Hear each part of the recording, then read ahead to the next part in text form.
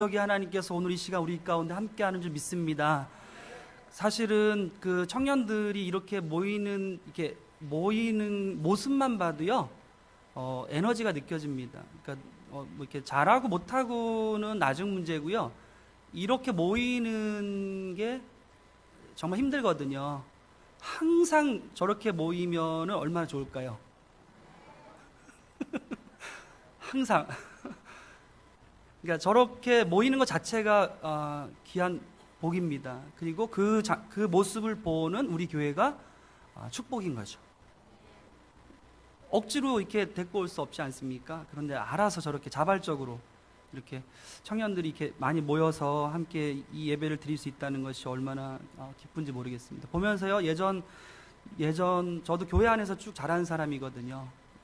뭐 이렇게 교회 학교부터 중고등부 청년 쭉 잘하는데 예전 이렇게 뒷모습을 보면서 예전에 나도 저럴 때가 정말 좋았는데, 지금도 좋지만 저럴 때가 좋았는데 하면서 부럽기도 하고 막 대견스럽고 막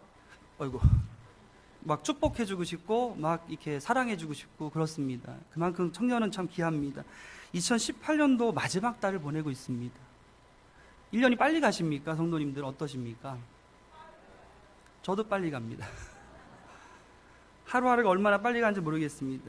우리 인사 한번 했으면 좋겠습니다. 수고 많았습니다.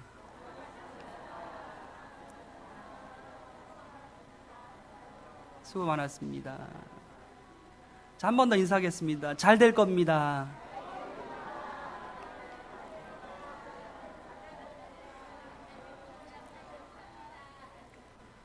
잘 될 겁니다. 금년의 가장 핫한 사건은 무엇입니까? 우리가 1년을 지금 숨가쁘게 달려왔는데요. 뭐 신앙적인 것이 됐든 일상이 됐든 가장 핫한 것이 무엇입니까? 아마 각자가 다 틀릴 것입니다. 그리고 연말에 이제 알아서 잘 언론에서 정리를 해줘서 핫한 사건들을 우리에게 보여줄 것입니다. 노래도 그 해에 핫한 노래들이 있습니다. 금년에 핫한 노래는 아마 방탄소년단일 겁니다. 방탄소년단이 막 엄청나게 핫하지 않습니까? 찬양에도 그 해에 가장 많이 들려지고 불려지는 찬양이 있습니다. 어떤 찬양인지 아십니까? 그것은 바로요, 꽃들도라는 찬양입니다. 꽃들도. 이 찬양은요, 일본 부흥을 꿈꾸면서요, 일본의 젊은 사역자가 만든 곡을 일본과 한국 사역자들이 함께 만들어낸 찬양 앨범 가운데 속해 있는 타이틀곡입니다. 그래서요, 굉장히 많이 한국 교회에 금년에 불려졌습니다. 저희 교회도 유행에 뒤처지지 않은 교회입니다. 그러다 보니까 핫한 찬양을 저희도 많이 부르고 있습니다. 앞으로도 부르게 될 것이고요. 또 한 가지 찬양이 있습니다. 또 한 가지 찬양이 있다면요, 바로 요게벳의 노래입니다. 들어보셨습니까? 요게벳의 노래 처음 들으십니까? 들어보시죠. 잠깐만. 역청과 나무진을 칠하네. 어떤 마음이었을까? 그녀의 두 눈엔 눈물이 흐르고 흘러. 동그란 눈으로 엄마를 보고 있는 아이와 입을 맞추고 상자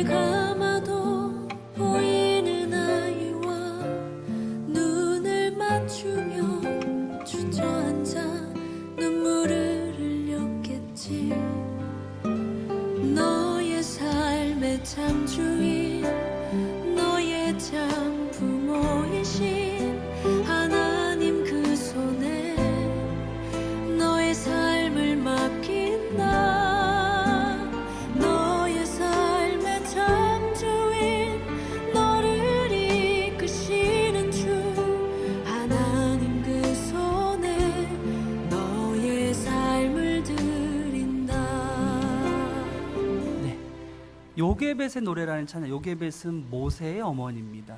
우리가 아까 읽었던 본문이 배경이 되는 찬양의 가사이죠. 찬양의 가사가 참 좋습니다. 이 찬양을 저는 9월 달에 사실 처음 들었어요. 오래 전에 사실은 나온 찬양이지만 9월 달에 저 처음 이것을 알고 듣게 되는데요. 그거 잠깐 그 에피소드를 잠깐 나누고 말씀을 계속 이어가려고 하는데요. 어떻게 제가 이 노래를 듣게 됐냐면요. 제 동기 전도사님 중에 한 분이 이미 목사 안수를 받지는 않았지만 CCC에서 파송되어서 인도에서 지금 캠퍼스 사역을 제자 훈련을 시키는 사역을 하고 있는 전도사님이 계십니다. 그래서 주기적으로 저에게 기도 편지가 옵니다. 그런데 9월 달에요. 기도 편지가 이제 카톡으로 왔는데 기도 편지의 내용은 이렇습니다. 자기가 학교에서 이제 캠퍼스 사역을 다 하고 이제 늦은 시간에 이제 집에 돌아왔는데 집은 이제 주인이 1층에 살고 이제 전도사님네 가족이 딸 한 명이 있는데 2층에 삽니다. 2층에 사는 2층으로 올라갔는데 막 흐느끼면서 아내가 침대에서 울고 있는 장면을 보게 됩니다. 그런데 그냥 울고 있는 것이 아니라 우는 소리와 함께 요게벳의 노래라는 이 찬양을 틀어놓고 이제 우는 것이죠. 그래서 이제 너무 막 왜 이렇게 우는지 서글프게 이렇게 우는지 이제 물어보면서 대화하는 가운데 위로를 받고 싶었다라는 겁니다. 왜 위로를 받고 싶냐면 딸이 딱 한 명 초등학생인데 초등학생이 이제 덥고 환경도 열악하고 먼지도 많고 1층에서는 이제 막 향을 워낙 많이 힌두교는 향을 많이 피우거든요. 향을 워낙 많이 피워서 향 냄새가 2층에 너무 진동해서 머리가 아플 정도로 그런 환경 속에서 부모가 선교사이기 때문에 본인의 의지와는 상관없이 같이 이제 선교지에 가서 선교하다 보니까 딸이 적응을 못 해갖고요. 뚜렛 증후군이라는 이제 진단을 받고 이게 점점 심각해져서 선교지에 이 사역을 접고 다시 한국으로 돌아가야 될 정도로 그렇게 심각하게 이제 딸이 이제 그런 상황에 있는 그 모습을 계속 지켜보면서 이제 엄마의 이제 그 가슴 아픈 마음이 이제 너무 힘들다 보니까 위로를 받고 싶은 거죠. 그래서 하나님께 기도하면서 이 찬양을 들으면서 우리 아이를, 내 딸을 그래도 나의 참 주인이시고 나의 참 부모 되신 하나님께 맡기고 싶은 그런 위로와 그런 결단의 이제 눈물이고 그런 기도를 하고 있었던 겁니다. 그래서 이제 두 사람이 이제 전도사님하고 아내가 기도하고 이제 한참 얘기하면서 어떤 결정을 내렸냐면은 약을 중단하자. 약을. 하나님께 약을 먹어도 뭐 더 안 좋아지니까 또 약이 또 점점 센 약을 지어주니까 약을 중단하고 하나님께 우리 아이를 맡겨드리자라는 결단을 하고 이제 기도 요청을 이제 이런 상황이니까 기도해 주십시오 라고 이제 기도 편지를 받은 겁니다. 그 이후에 9월 이후에 기도 편지가 아직 도착하지는 않았습니다. 그래서 이제 이 찬양을 접하게 되고 저도 이제 이 찬양을 이제 아이를 키우고 있기 때문에 같은 이제 마음이 같은 심정이어서 이 찬양을 듣게 되고 근데 이제 그런 이제 이런 상황 속에서요 저희 아내가 위에 그러니까 어떻게 되냐면은 딸이 있고요 저희 아내가 또 딸이고요 또 밑에 동생이 또 딸이고요 그리고 아들이 있습니다. 얼마나 귀하겠습니까? 이 아들이요 이 아들을 낳으려고 그렇게 오랫동안 금식 기도를 하고 기다렸던 아들이 태어났을 때 저희 장모님하고 장인어른이 이 아이를 하나님께 드립니다, 바칩니다 라는 그런 서원을 이렇게 하고 어릴 때부터 이름이 있는데도 모세라고 불렀답니다. 모세. 이 아이를 모세라고 해서 맨날 그게 이제 세월이 지나서 이게 이제 잊혀진 거죠. 잊혀졌는데 결혼한 지 몇 년 안 됐습니다. 처남이. 근데 가족들하고 굉장히 멀리 떨어져서 지금 살고 있습니다. 부산에서 살고 있습니다. 부산에서. 연고도 없는. 부산 동물원에서 일을 하거든요. 그래서 부산에서 떨어져서 사는데 나이가 많지가 않죠. 그러다 보니까 결혼 생활이 둘 다 이제 조금 미숙하다 보니까 자꾸 부딪혔나 봅니다. 그래서 그게 이제 쌓이고 쌓여서 결국에 나중에 어떤 상태가 소식이 들려오냐면 장모님을 통해서 전화가 왔는데 뭐 이혼 얘기까지 막. 그러니까 장모님이 너무 이제 슬픈 거죠. 힘드신 거죠. 가까이나 있어야지 가서 케어를 해주고 뭐 이렇게 할 텐데 너무 멀리 있다 보니까. 그리고 동물원은 또 저희가 명절 때 내려가면은 쉬지 못하기 때문에 누나들 볼 수도 없고 가족들도 잘 만날 수 없고 그러니까 본인들의 문제를 해결 못하고 그냥 그게 쌓이다 보니까 막 이혼 얘기까지 나오는 상태까지 간 것입니다. 그래서 장모님이 힘들어하고 있는 정말 최고의 절정으로 힘들어하는 상황에서 이 찬양을 저도 소개받았고 그래서 저희 아내가 이 찬양을 아내한테 소개해 줄 때 바로 장모님한테 보내드렸습니다. 그랬더니 장모님이 이제 예전에 어떻게 내 아들을 낳았고 또 모세라고 막 불렀고 하나님께 드렸던 예전의 그 기억이 떠오르면서 다시 한번 이런 어려운 상황 속에서도 하나님께 참 주인 되시고 참 부모 되신 하나님께 맡기자라는 믿음과 위안을 얻고 장모님도 이제 평안해지셨죠. 그리고 나서 이제 그때가 9월이니까 지금이 이제 12월, 3개월 지났지 않습니까? 그 와중에 저희 집에, 목감에 있는 저희 집에 이제 그 두 사람이 부산에서 전에 한번 한참 어려울 때 놀러 와서 이틀을 잤습니다. 이틀을 잤을 때 둘 다 별로 말도 안 하고요. 얼굴은 뭐 거의 뭐 묻는 말에도 막 이렇게 투명스럽게 대답하거나 막 바늘같이 대답했던 두 사람이요. 계속해서 기도하고 계속해서 격려하고 계속해서 이렇게 위로하고 하는 그 3개월이 지나면서 지난주에 또 저희 집에 와서 2박 3일 자고 놀고 갔습니다. 그런데 3개월 만에 완전히 달라졌습니다.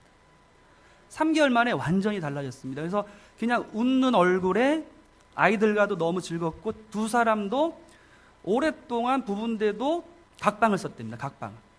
쌓이다 보니 각방을 썼는데 다시 방을 합쳤답니다.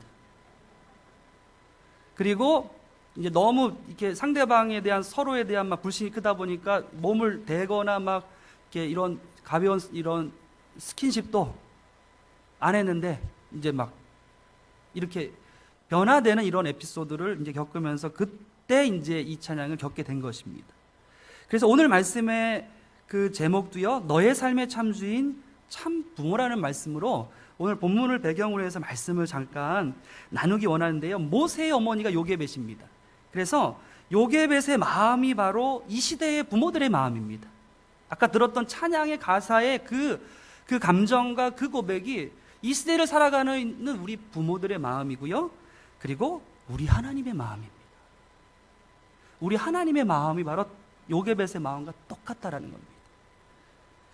우리 본문의 22절 말씀 우리 다시 한번 좀 함께 읽었으면 좋겠습니다. 22절 말씀입니다. 22절 말씀 시작. 그러므로 바로가 그의 모든 백성에게 명령하여 이르되 아들이 태어나거든 너희는 그를 나일강에 던지고 딸이거든 살려두라 하였더라. 나일강에 던지고.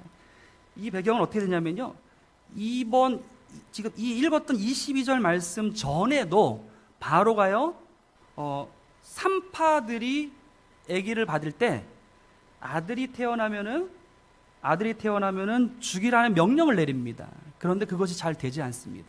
오히려 히브리 민족이 또 늘어나게 됩니다. 그래서 다시 한번 내린 명령이 뭐냐면 오늘 22절 말씀입니다. 어떻게 해요? 이번에는 산파 정도가 아니라 애굽 땅에 있는 모든 백성들에게 명령을 합니다. 그렇다 보니까 보는 눈이 엄청나게 많아진 겁니다. 애기 소리만 나도 바로 그 아이는 아들이면은 나일 강가에 버려지는 겁니다. 버려지는 정도가 아니라 던져지는 겁니다. 그래서 나일 강에 던지라는 명령을 내리게 됩니다. 이것이 오늘 말씀의 배경입니다. 그런데요, 사실 나일 강이라는 것은요, 나쁜 것이 아닙니다. 이집트 하면 떠오르는 것이 무엇입니까? 나일강입니다. 이집트가 4대 문명 문명 국가 중에 하나입니다. 그것이 가능했던 이유는 나일강 때문입니다. 그러니까요, 사실 이집트 바로 왕에게 있어서 나일강은요, 풍요의 상징입니다. 나쁜 것이 아니라 풍요의 상징입니다. 그런데 그 나일강에 아이들을 던져 죽이라는 겁니다. 그 풍요의 상징인 나일강에 아이들을 던져 죽이라는 겁니다. 얼마나 많은 아이들이 나일강에 던져져서 죽었을까요?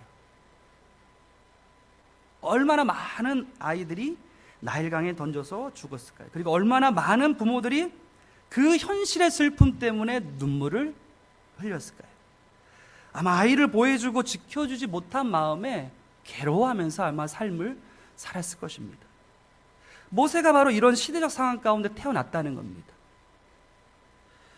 1, 2절 말씀 다시 한번 좀 보기 원합니다. 1, 2절 말씀입니다. 1, 2절 말씀 시작. 장가들어 그 여자가 임신하여 아들을 낳으니 그가 잘생긴 것을 보고 석 달 동안 그를 숨겼으나. 그런 시대적 상황 속에서요, 3개월 동안 아이를 숨겨둡니다. 남자아이면 벌써 죽었어야 되는데 3개월 동안 아이를 숨겨주는 것은 그 부모가 할 수 있는 최선입니다. 그 아이를 지켜줄 수 있는 최선입니다. 그런데요, 더 이상 이제 숨길 수 없는 상황인 것을 알게 됩니다. 이때 얼마나 괴로웠을까요? 3개월 동안 잘 내가 지켜줬는데 이제는 내가 이 아이를 지켜줄 수 없다는 현실에 얼마나 괴로워하고 슬퍼했을까요?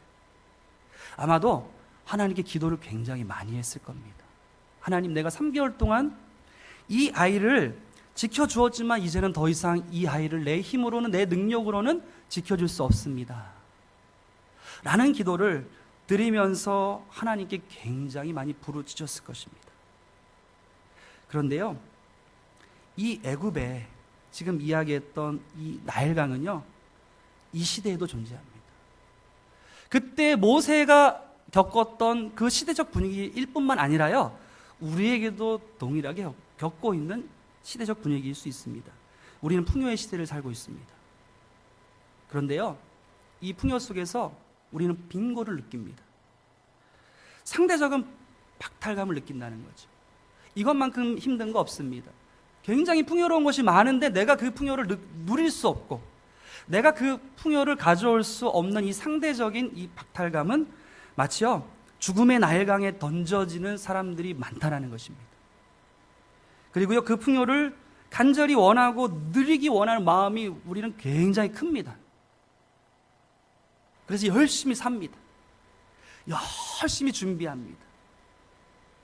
그러다 보니까요, 방향을 상실한 채, 목표만 있고 방향을 상실한 채 그 풍요를 얻기에 급급하다 보니까 방향을 잃어버리고 마치 죽음의 나일강에 던져지는 사람들이 많습니다. 그리고요, 그 나일강은요, 생육하고 불어나 번성하였던 이스라엘 자손들을 괴롭게 만들었던 것처럼요, 영적 의미로는요, 우리 다 하나님의 자녀들 아닙니까? 지금 우리들이 신앙과 믿음을 지키기 굉장히 어렵게 만드는 시대를 우리는 살고 있습니다. 마치 나일강이 풍요로운 것이지만 그 나일강에 많은 아이들을 던져서 죽였던 것처럼 우리는 이 시대에 나일강에 살고 있습니다. 믿음이 있는 사람도 믿음이 없는 사람도 그 풍요의 나일강 속에 빠져 죽는 사람들이 얼마나 많은지 모릅니다. 여러분은 어떠십니까? 풍요 속에 빈곤을 느끼며 살고 계십니까? 방향을 상실하고 살고 계십니까? 아니면 영적인 메마름에 어떻게 할지 몰라서, 아까 오복형 전사님이 이야기했던 것처럼 메마름은 있는데 너무 메마르다 보니까 기도를 하지만 메마름이 채워지지 않고, 말씀을 보지만 메마름이 채워지지 않는 그런 영적인 메마름 가운데 살고 계십니까? 이런 상황에 여러분 어떻게 하시겠습니까? 만약에 이런 상황이라면, 이런 모습이라면, 바로 이 모습이 여러분의 모습이라면 여러분은 어떻게 하시겠습니까? 모세의 어머니는요, 더 이상 숨길 수 없게 되었을 때, 더 이상 자신들의 방법으로는 아이를 지켜줄 수 없다는 것을 깨달았을 때 아이를 보호하기 위한 다른 방법이 없다는 것을 깨달았을 때 어떻게 했습니까? 3절 말씀 보겠습니다. 3절 말씀입니다. 시작. 더 숨길 수 없게 되매 그를 위하여 갈대 상자를 가져다가 역청과 나무지를 칠하고 아기를 거기 담아 나일 강가 갈대 사이에 두고. 모세의 부모가 택한 방법입니다.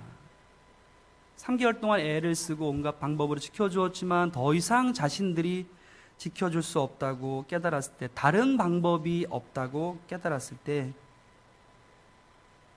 아이를 갈대 상자에 넣어 나일 강가에 던지는 것이 아니라 나일 강가에 잔잔하게 놓아두게 됩니다. 두 가지 표현에 주목하기 원합니다.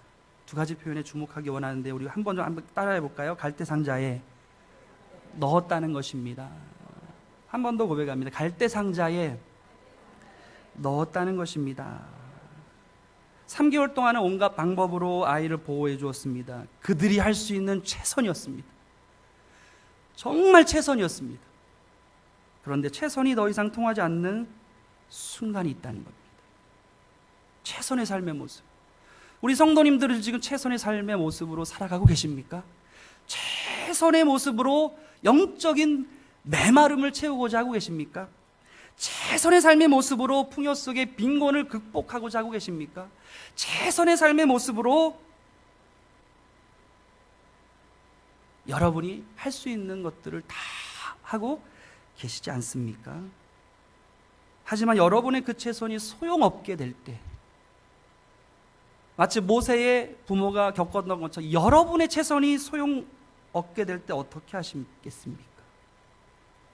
갈대 상자의 상자라는 이 단어는요, 히브리어 원어로 보면요, 테바라는 단어입니다. 테바. 이 단어는요, 언제 가장 처음 쓰였냐면요, 창세기 6장 14절 보니까요, 너는 고페르 나무로 너를 위하여 방주를 만들되 그 안에 칸들을 막고 역청을 그 안팎에 칠하라. 이 단어는요, 이 갈대 상자, 이 상자라는 단어는요, 방주라는 단어와 똑같은 단어입니다. 그러니까 상자는 무엇입니까? 방주란 말과 똑같은 단어입니다. 갈대 상자는 단순한 상자가 아닙니다. 노아의 홍수로부터 그들을 보호해 주었던 방주와 똑같습니다. 하나님께서 보호하시고 지켜주시는 방주를 의미합니다. 예수님의 제자들도요, 풍랑을 만나서 극도의 공포와 바닷속으로 떨어져 죽을 위기 가운데 예수 그리스도가 함께 계시다는 그 하나의 이유만으로요, 그 풍랑을 잔잔하게 하시는 예수님을 통해서 그 모든 것을 해결받을 수 있었습니다. 예수 그리스도의 안에 거하는 것이요, 어찌 보면 우리의 방주가 되는 줄 믿습니다. 예수 그리스도 안에 거하는 것이 우리를 지켜주시는, 우리의 문제를 해결해 주시는 방주가 되는 줄 믿으시기 바랍니다. 그러므로 갈대 상자에 우리의 삶을 맡겨드리기 원합니다.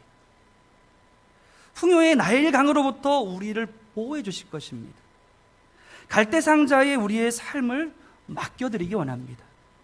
모세가 물에서 건진 바 된 것처럼 우리를 건져내 주실 줄 믿습니다. 두 번째 의미는요, 나일 강가에 강제적으로 던져진 것이 아니라요, 아까 읽었던 말씀처럼 자발적으로 나일 강가에 조심스럽게 두었다라는 것입니다. 던져지는 것과요, 의도적으로 조심스럽게 놓는 것은 하늘과 땅 차이입니다. 만약에요, 3개월 후에요, 나일 강가에서 갈대 상자에 아이를 넣어두지 않았다면 어떻게 되었을까요?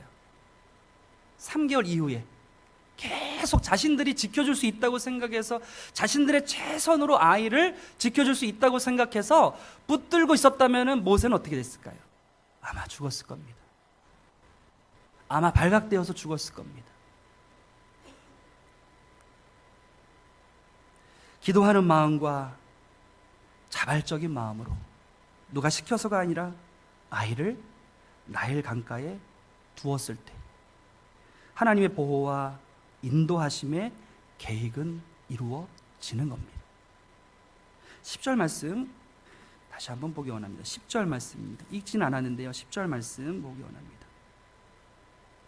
10절 말씀 시작. 그 아기가 자라매 바로의 딸에게로 데려가니 그가 그의 아들이 되니라. 그가 그의 이름을 모세라 하여 이르되 이는 내가 그를 물에서 건져내었으니라 하였더라. 오히려 나일 강가에서 건져내어집니다. 자발적으로 기도하는 마음으로 의탁했는데 오히려 어떻게 됩니까? 나일 강가에서 건져내진 바 됩니다. 그것도 잠깐 보호되는 것이 아니고요, 바로의 딸에게 발각됐기 때문에 완전한 보호가 보장되는 겁니다. 완전한 보호가 보장되는 겁니다. 우리를 향하신 보호도 바로 이런 완전한 보호인 줄 믿으시기 바랍니다.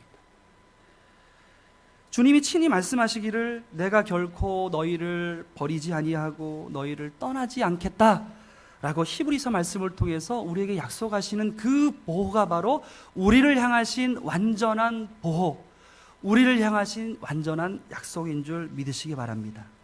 나일강은요, 분명 우리를 두렵게 만드는 것이지만, 죽음이 도사리고 있는 강이지만 이곳은 우리가 살아남아야 될 강이기도 합니다. 또 섬겨야 할 강이기도 합니다.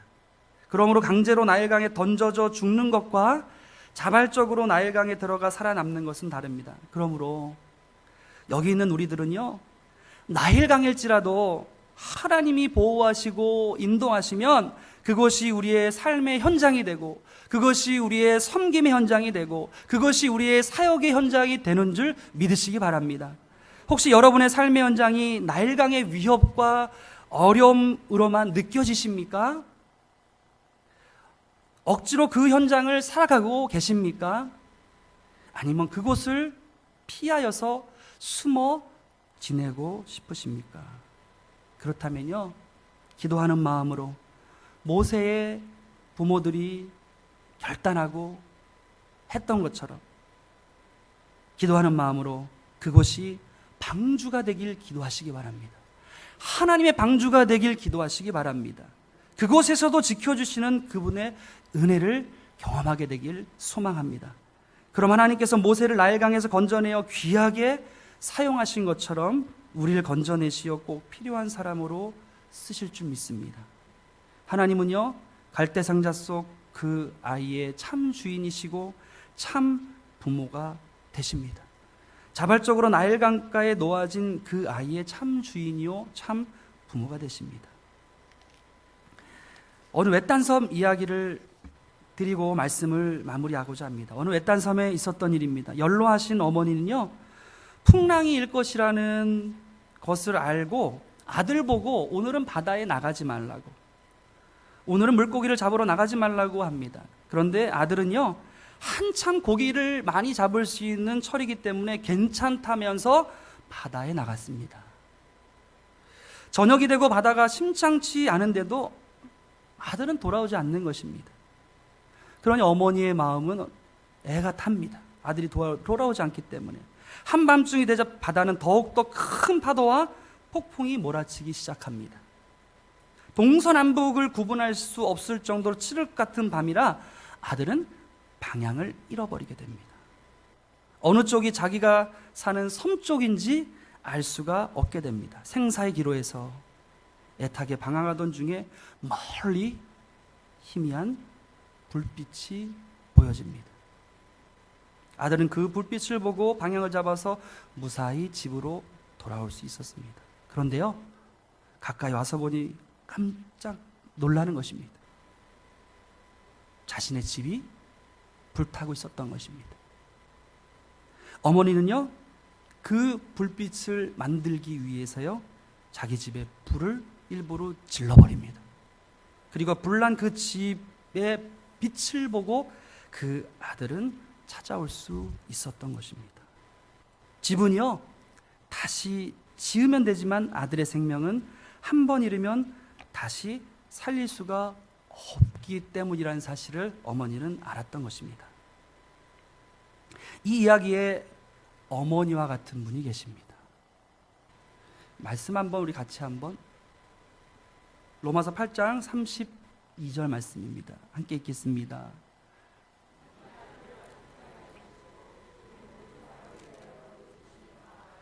그 아들과 함께 모든 것을 우리에게 주시지 아니하겠느냐. 하나님은 우리의 삶의 참 주인이시요 참 부모이십니다. 아들을 아끼지 아니하시고 주신 그 부모가 어찌 모든 것을 우리에게 안 주시겠습니까? 하나님은 우리 삶의 참 주인이시요 참 부모라는 사실을 기억함으로 우리의 삶 가운데 있는 나일강을 두려워만 하지 마시고 그 나일강이 오히려 우리가 살아내야 될, 그리고 우리가 섬겨야 될 그 현장이 되길 간절히 소망합니다. 우리 말씀 기억하시면서요, 한번 함께 기도하기 원합니다. 말씀 생각하시면서 한번 기도하기 원하는데요, 이런 기도의 제목으로 한번 기도했으면 좋겠습니다. 나일강과 같은 세상 속에서 우리를 갈대 상자에 넣어 주십시오. 하나님, 우리를 방주에 넣어 주셔서 우리를 보호해 주십시오. 하나님, 그리고 섬김과 사역의 현장으로 나일강과 같은 이 세상을 살아내게 해 주십시오.